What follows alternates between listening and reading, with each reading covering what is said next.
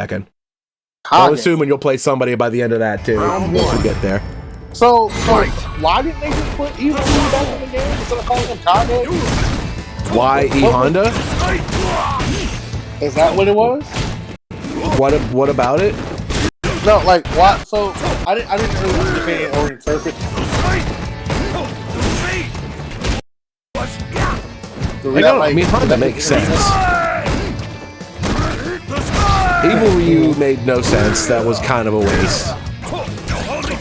Even at that point, I don't know if they had planned on doing what they did. Because when Evil Ryu came out, it was not Season 4 yet. There was no Season Pass for him. There was just him by himself and then some more shit afterward. They called it like a summer update or something. They didn't call it Season 4.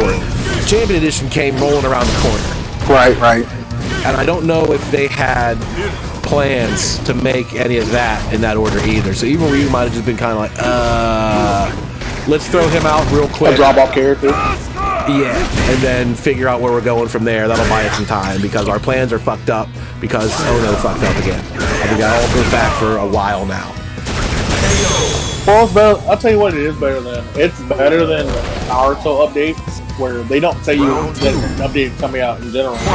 It's like a week before they drop the update, that's when you get information on the update. Like the last Ultimate Ninja update came out a year ago, and I had no idea there was another update because they had 2 more characters, right? And, like part of the storyline.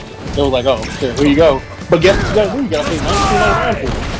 Of course. Extra $20 if they know that like their dedicated base, the people that are jumping on top of that shit, they're all over it. They don't need any extra encouragement. That's enough for their market. You either know about this shit or you don't. And if you do know about this shit, you're most likely going to buy the next shit immediately without asking. Yep. With no questions. No questions. Nothing in it. With Street Fighter has definitely not been able to pull that off. They've bounced around a lot with their like DLC plans. Like, oh, here's a whole season, you have no idea what's in it. Here's another season, we'll tell you everything up front. Here's another character, but we don't have another season planned yet. Okay, well here's like 3 more characters in the middle of nowhere. We'll just sell them like by themselves. And like, they've not had a good plan. I think a lot of that goes back to Ono in the beginning of 6. I really think their schedule, development schedule and budget, has been fucked up for 2 years now, if not more. It's why Kage came out. It's why what was that group? It was Honda and Lucia and what else came out at the same time? Round 1. I think it was Honda, Lucia, and G? No, G came out at like the beginning of the G and Sagat came out before that. I forget. Poison? Is that when Poison came out? Yeah, but anyway, like that's the point. Like, that's season 3.5, like Surtak said. That was not scheduled that way. They were trying to buy some time, or they had a different plan up until something changed, and then they threw this out like, oh, okay, well let's just add some more, and then we'll call it a summer update instead of calling it season 4. Blah blah blah. They did not plan that well. So try as you might, I guess there's over planning. Naruto games are going to be like, here, whatever, buy it, we don't care. Street Fighter did the opposite. Like, here's everything that we know, and here's all this blah blah blah, and still managed to do it wrong somehow, you know? Every time. To Street Fighter's credit, it did continue to get better. Round 2. Selling that content, putting characters that people wanted, definitely got the game stabilized after a rocky start. Oh yeah. Definitely, of not having anybody in the roster for what almost 9 months. Yeah, they got it right eventually. It's just, thank God they had that eSports money that they pretty much inherited from Street Fighter 4, or they wouldn't have gotten anywhere. And thank God for that rocky start, because that's what put Tekken in the limelight. And we just talked about this yesterday with Tekken, how it got to its peak so quickly and then just died. Because Tekken formed itself into shape pretty good after like that first season. People were like, Geese and Noctis, what? And then they put like Anna and Lei and characters. They were weak, but they were characters that we wanted. Armor King. Those guys come back in like, okay, this is fucking cool. Tekken is the shit. But it's at that point the Soul Calibur is out, and all the people that made Tekken good are on Project Soul now. And Tekken Season 3 and Season 4, they have no fucking idea what they're doing. They really seem to not. It's going the wrong way. They're not putting shit that we want. They're making the game the opposite of how we want. And like complete opposite. Complete opposite. And then the wheel could fall off. It reached its peak and then immediately fell off. So thank God it got to reach a peak in season 2, the height of popularity. And then it's just like we got nothing else, so we kind of have to put up with it. I mean, it's the same discussion I had with one of my homeboys about why Tekken is going to always be the hype game at an event. It's because people like to see, as much as they lock the game up, people still love to see the game being played. Yeah, and that's for sure where you go. Like, yeah, you'll want to go watch Street Fighter. You'll want to go watch Street Fighter, but if they say they're playing Tekken, you're definitely moving to Street Fighter. You're going to do it every time. It's going to happen. Yeah, well, they definitely learned a lesson in terms of like eSports being involved in this whole realm and like the big stage and the money and all of that. It's not a gimme. Street Fighter V got started with a gimme. They pretty much inherited all of that. And then realized this is difficult. It's hard to keep people entertained. It's hard to keep top players satisfied. And it's hard to sell copies all at the same time. That was a blueprint of what not to do for everybody else. Tekken knew exactly what not to do. Right. And they still have not learned how to reach fans like NRS. They just don't get it. NRS will be like a 5-second YouTube trailer that'll say like February 11th. And that's it. It doesn't say anything about it. And then February 11th comes out and it's like a 10-second YouTube trailer that says spring. And it's like a picture of Scorpion's butthole. You know, and that's it. There's nothing else there. And then by like the end of spring, then there'll be another one that says like February 28th. And then a bigger picture of Scorpion's face and his butthole. And then February 28th is a combat cast that says, hey, we're announcing Scorpion kart racers. And people are like, oh my god, Scorpion kart racers!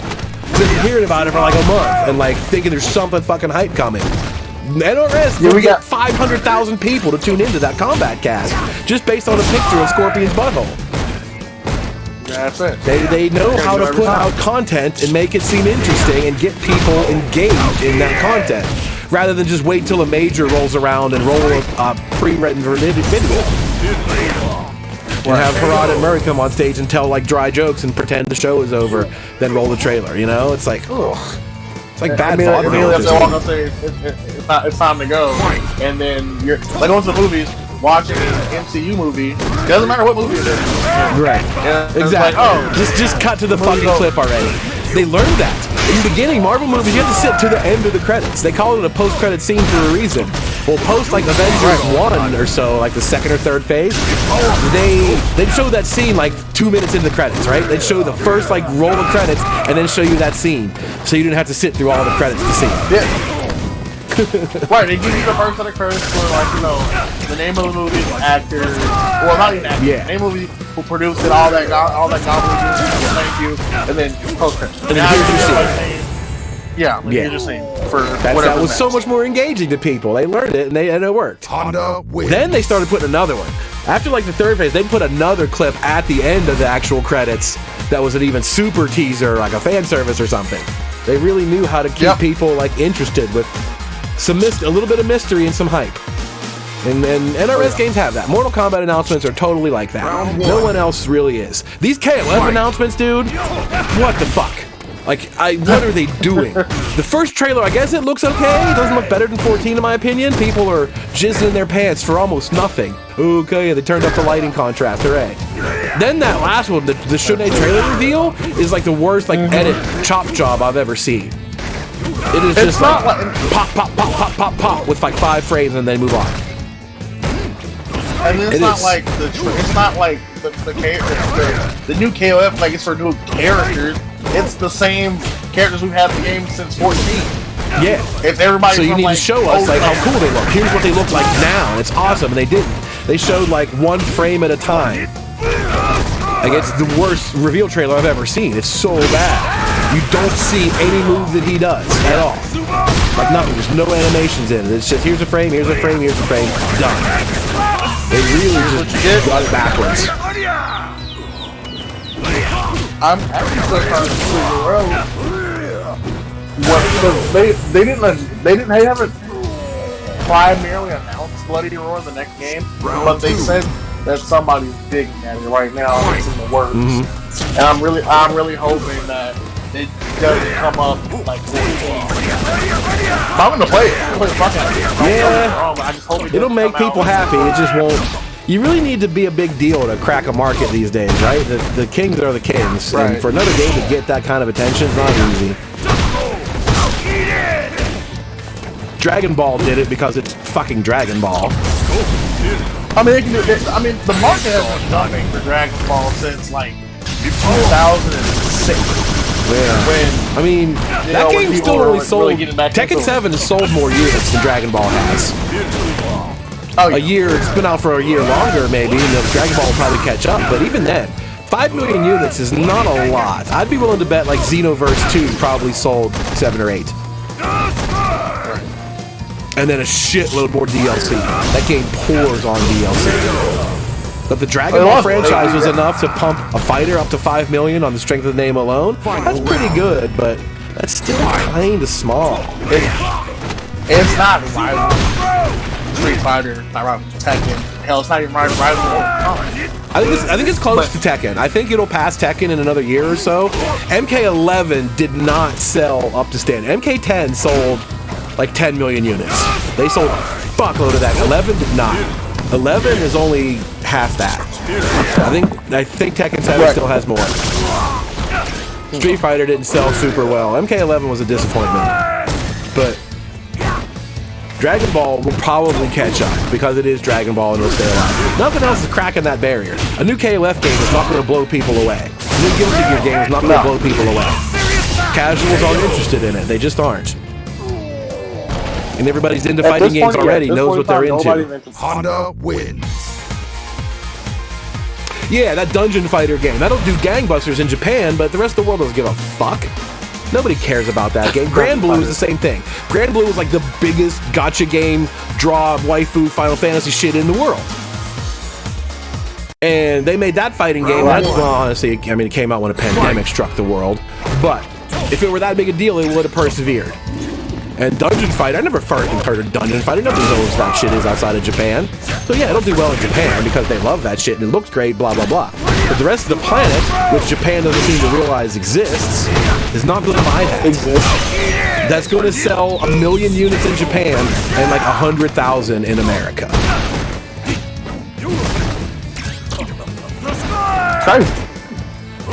It's great. Yeah, I think it's coming here, but probably only on one console and not PC or something like that. Then they're going to need to, I mean, if you want to sell it for everything, if you want to add it to Xbox, which they don't have in Japan, and you want to add it to PS4, you know what I mean, you're going to have to spend that much more money to do it, and they don't have that much more money. Let alone like a Switch version, that shit is just too expensive, you know? They're not going to bother with it. Grand Blue makes sense, because again, that's such a massive franchise, but even that didn't help. Round 2. As we've been goofing off, so they're playing the first 5. Yeah. Oh shit, I missed another one. I have it. It's 4-0. Why is it 4-0? What the hell? I can afford Dave Oz to run a game, but I just don't know. Did he win the first one and it's 4-1? I don't no, it wasn't drops. He's been playing Honda all day. Devon said the very same thing. I'm not sure why, because he played Mr. Reese in the first set, and Devon was like, I don't know why I wouldn't play Sagat. Sagat has definitely been smoother, but he's been playing Honda all day.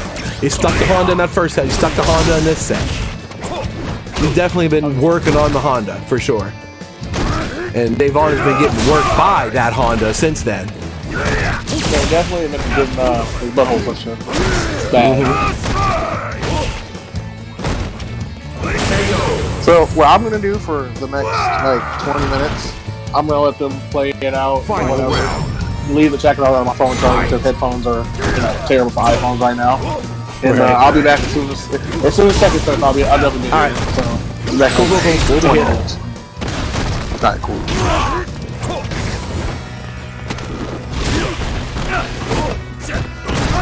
So what's actually happening in this set? We have not. You shut up about Google Stadia. I'm going to add Google Stadia to the list of banned words in the chat. That's not a thing. Don't pretend it's a thing. It's a fucking figment of your imagination, like Iowa.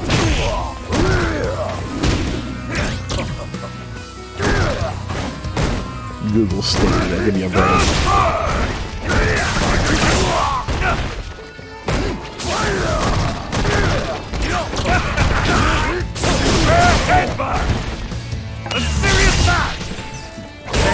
Alright, so looks like Yuriohs does get a game on the board. Dawson. Not done just yet. 4-1. Possibly 4-2 if I missed the first game. No, okay. 4-1. I was right. Alright, Yuriohs, let's do this. Got a long way to go, big fella.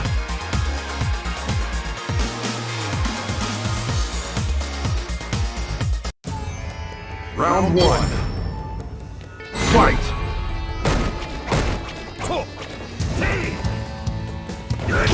Alright, there's the first attack and the second attack. Stretchy hands, fireball setup. Sumo headbutt falls short, but gets him away from the fireball in time. Counter poke, nice throw break. This tricky Dolphin character, right? He's just throwing the fireballs all over the place, trying to keep you at distance. He's backing himself up into the corner, and you're thinking, okay, he's in the corner, I'm gonna go get him. And you realize, oh yeah, he can teleport, and then breathe fire on me with a stupid amount of plus frames, and I walked face first right into it. He's a dirtbag character if I ever saw one, but I don't know how to do it. You gotta be a master of your craft in order to play this character correctly. Which is given a lot of credit to Devon, but he knows what he's doing. He knows how it works on a core level, and that gets you a long way.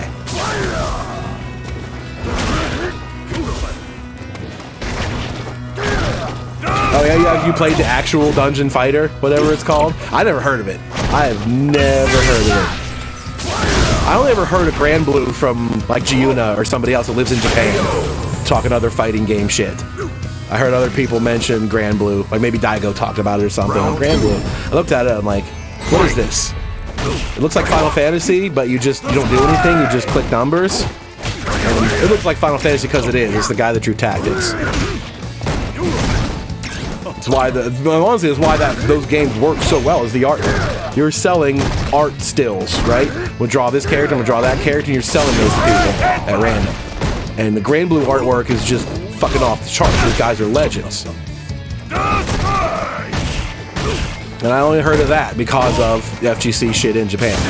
Happened to also play it. Dungeon Fighter, whatever it is, I've never heard of it before. But I also don't jump too far into that realm. I don't play a ton of mobile gacha shit in general. Oh, the 5 bits, Steven Angel Clone, thank you.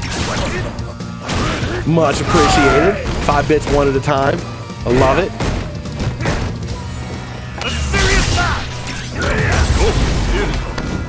Use those bits to get Dave Hard some power here. He's on a comeback. Not so much. Back to set point. Final round. Fight.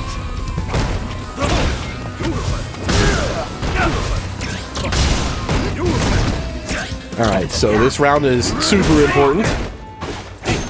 Yuriohs got a little bit of a lead. Throwing off the pressure, but he's trapped in the corner again. You can do reversal to get back out. Teleport, gotcha, sucker. Now it's my corner.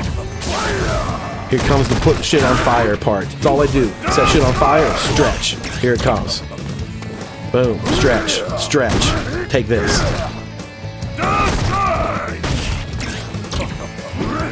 Just chip it away. All those little stray punches at range. Just add more and more and more damage. I'm not quite sure what the read was there. Was he trying to catch a backdash with it?